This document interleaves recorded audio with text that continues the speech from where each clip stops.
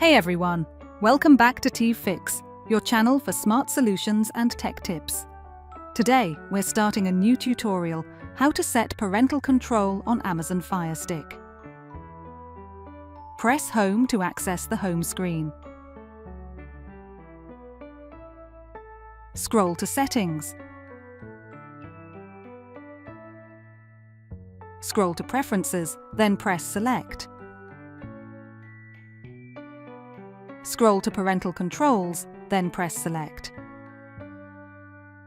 Scroll to Parental Controls, then press Select to activate Parental Controls. Enter a 4-digit password. Scroll to Pin Protect Purchases. Press Select to turn this option on, off. Scroll to Viewing Restrictions, then press Select.